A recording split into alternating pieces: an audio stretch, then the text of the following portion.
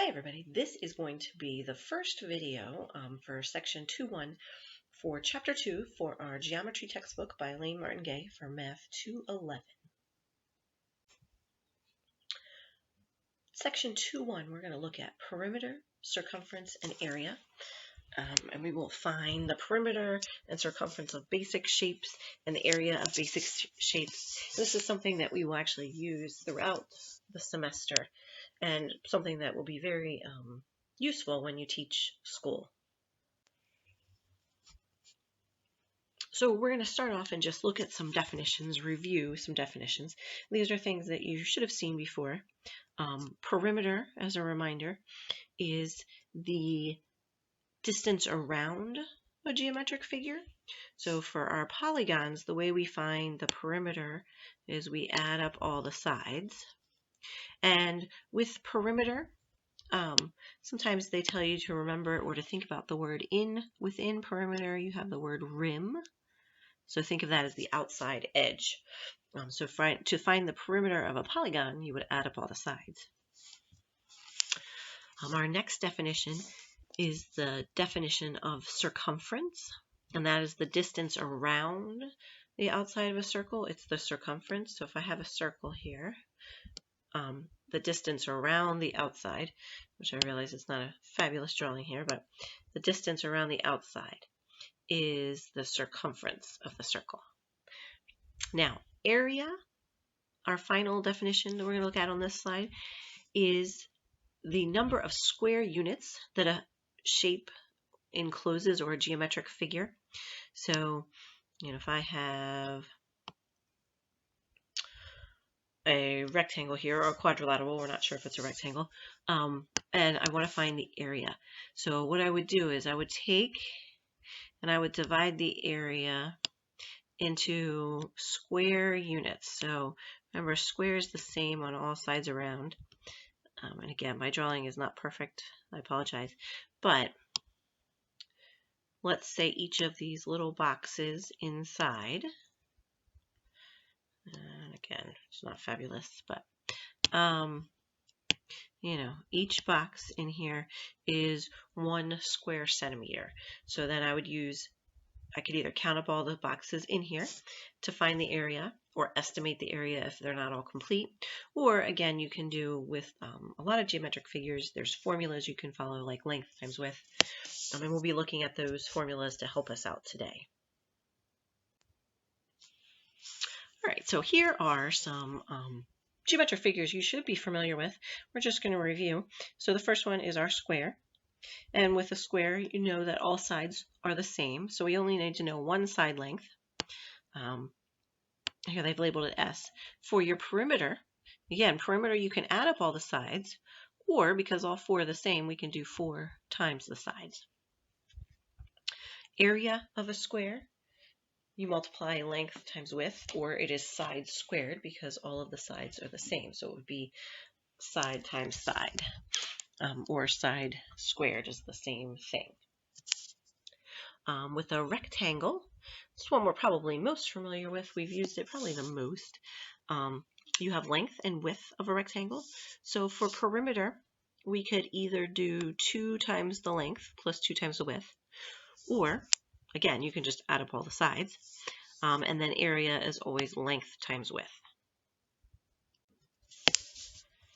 All right, next we have the formula for a triangle. The perimeter, again, add up all 3 sides. And then the area of a triangle is going to be 1/2 base times height. And your height is always a perpendicular line from the vertex of one angle to the opposite side, and it connects from that vertex to the base. So you always know the base, and that has to be perpendicular. So it has to be that 90-degree angle there. So you always can identify your base because the height is connected to it. And you multiply those 2 together and then either multiply by 1/2 or divide by 2. And then we also have the formula for a circle. And this is our last one's formula as we're going to look at right now. But for a circle, remember with a circle you have certain parts. You have a radius, which goes from the center to the side of the circle. And then you also have a diameter, which goes all the way across the circle. To find the circumference, you can either do pi times diameter, or you can do 2 times pi times radius. Because if you recall, the radius is half of your diameter. So either of those formulas will work for circumference. And then for area of a circle, you do pi times radius squared. Okay, so here we have our first example. We want to find the perimeter of the rectangle. And we know, let's see here. The Botany Club members are designing a rectangular garden for the courtyard of your school as shown at right. They plan to place edging on the outside of the path. How much edging material will they need? So we want to know, basically, we want to look at the perimeter. We want this blue line or the red edging around the perimeter of the garden.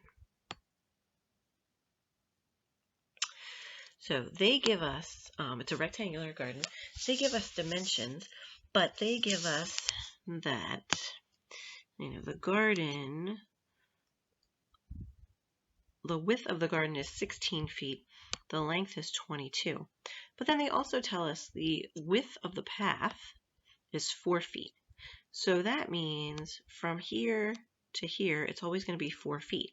So if my garden, or the length of my garden is 22 feet, that's the garden, but we need the whole garden and the edges. So we're going to add in another 4 right here, and then another 4 right here. So that means the length of my garden is going to be 22 plus 4 plus 4.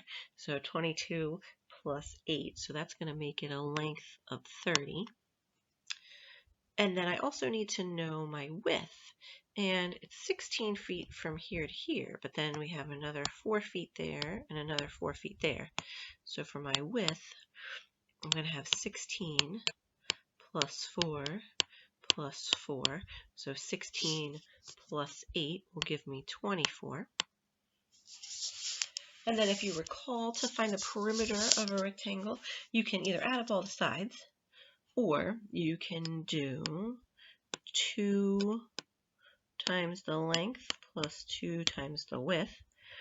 So I'm going to do 2 times 30 plus 2 times 24. We know that 2 times 30 is 60. 2 times 24 is 48. So when I add them together, I'm going to get 108. And it's perimeter, so we need to add in our units, and it would be 108 feet of edging that they would need.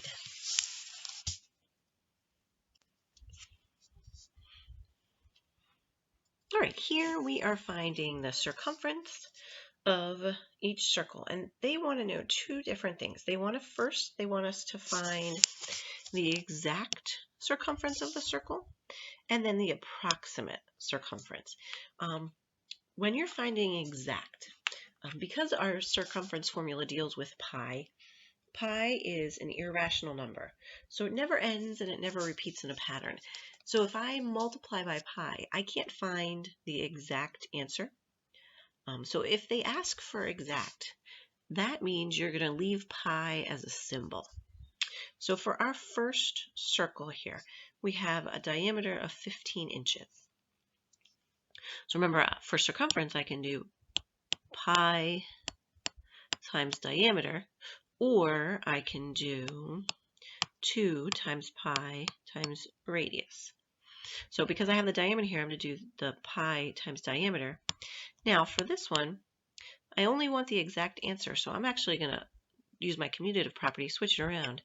I'm going to make my answer 15 pi, and I'm not going to multiply it out. That would be the exact answer, leaving pi as a symbol, because then we don't have to deal with the number that goes on forever and ever. The only thing we would need to add here would be the inches. Now, for the approximate circumference of the circle, this is where we can multiply by pi.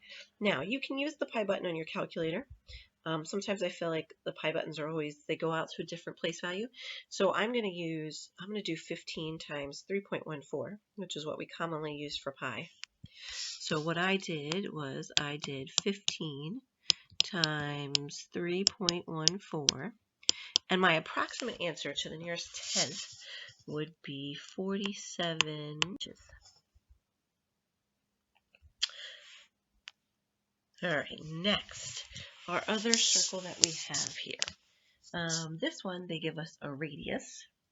So to find the circumference, I'm going to do C times 2 times pi times the radius, which means I will have 2 times 4 times pi. And again, you can rearrange the numbers. So that's going to give me 8 pi centimeters for my exact answer. Now, if I do the estimated answer, I'm going to do 8 times, and again, I'm going to use 3.14.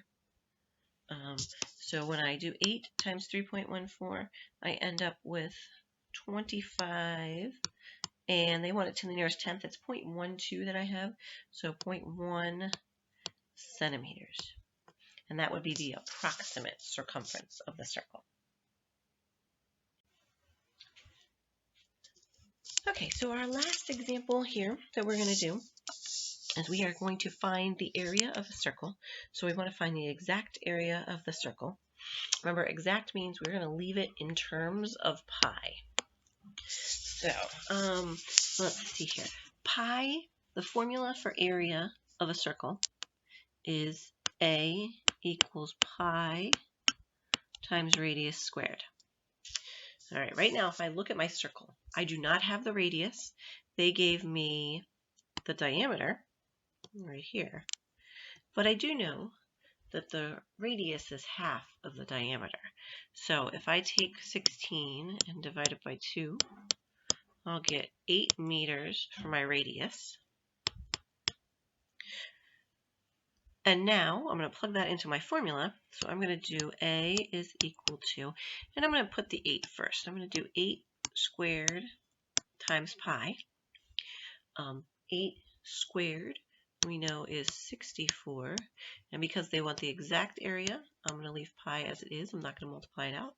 So I would have 64 pi, and it's going to be meters squared, because area is always squared. It's units squared, because you're figuring out how many square units you could put within the shape.